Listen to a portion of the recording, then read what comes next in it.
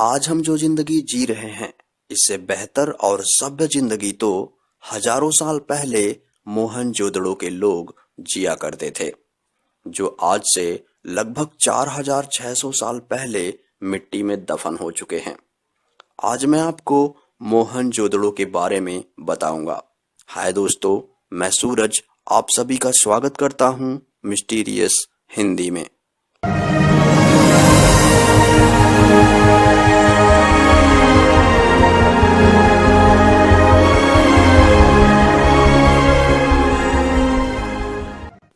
मोहनजोदड़ो का मतलब है मुर्दों का टीला। दक्षिण एशिया में बसे इस शहर को सबसे पुराना शहर माना जाता है। इतने साल पहले बने इस शहर को इतने व्यवस्थित ढंग से बनाया गया है कि जिसकी कल्पना भी हम नहीं कर सकते हैं। पाकिस्तान के सिंध में लगभग 4600 साल पहले इसका निर्माण हुआ था। खुदाई के दौरान इस शहर के बारे में लोगों को जानकारी हुई। इसमें बड़ी बड़ी इमारतें, जलकुंड, मजबूत दीवार वाले घर, सुंदर चित्रकारियां, मिट्टी व धातु के बने बर्तन, मुद्राएं, मूर्तियां, ईंट, तरासे हुए पत्थर और भी बहुत सी चीजें मिली, जिससे ये पता चलता है कि यह एक व्यवस्थित शहर बना हुआ था। जैसे हम आज रहते हैं वैसे ही वे लोग भी घरों में रहते थे, खेती किया करते थे। मिट्टी के नीचे दबे इस रहस्य को जानने के लिए बहुत से लोग उत्साहित हैं और इस पर कई बार खुदाई का काम शुरू भी हुआ और बंद भी हुआ है। कहा जाए तो अभी तक सिर्फ 1/3 भाग की ही खुदाई हो पाई है। यह शहर 200 हेक्टेयर क्षेत्र में बसा हुआ है।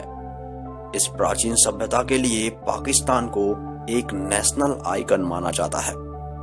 सन 1856 में एक अंग्रेज इंजीनियर रेल रोड बनाते समय इस प्राचीन सभ्यता को खोज निकाला था। रेलवे ट्रैक बनाने के लिए ये इंजीनियर पत्थरों की तलाश कर रहा था जिससे वो गिट्टी बना सके।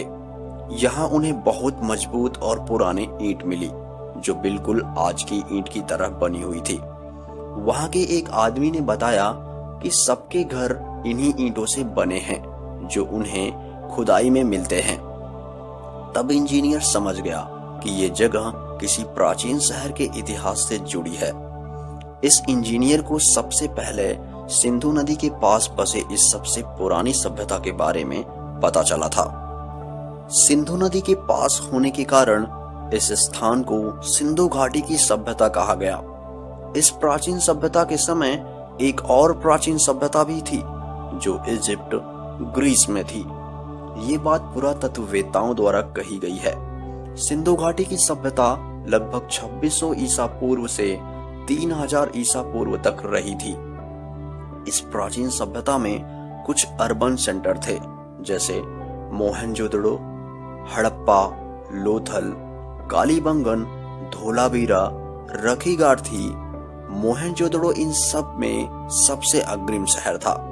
उस समय यह सबसे बड़ा व व्यवस्थित शहर माना जाता था, इसलिए पुरातात्विक ने इसकी सबसे पहले खोज शुरू की व इसके बारे में अधिक जानकारी इकट्ठी की। इसके बाद हड़प्पा ऐसा शहर था जो व्यवस्थित था व जिसको अग्रिम ढंग से बनाया गया था।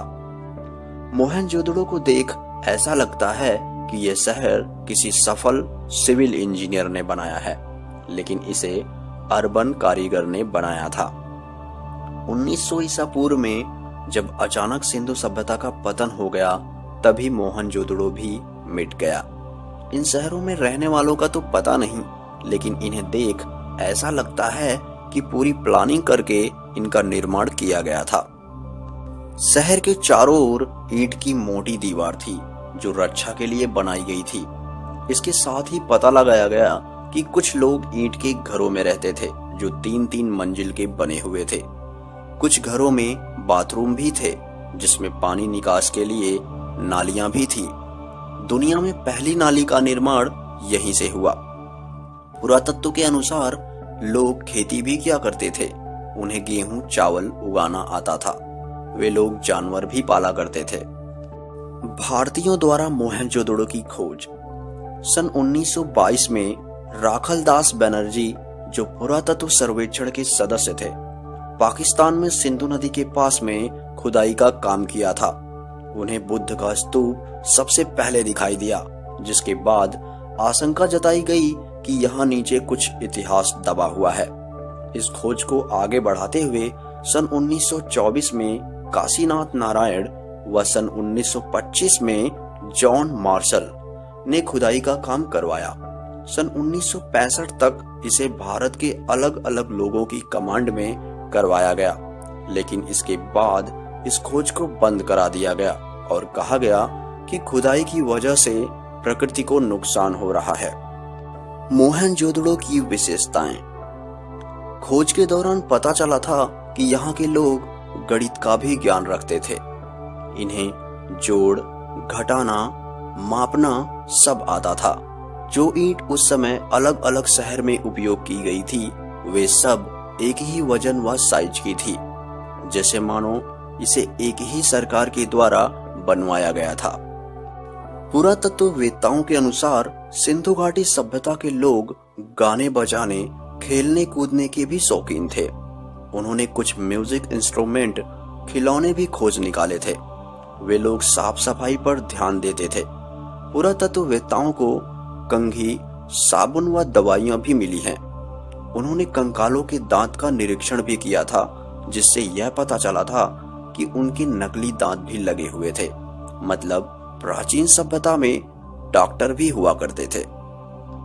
खोजकर्ताओं ने बहुत से धातु के गहने व कॉटन के कपड़े भी खोज निकाले थे।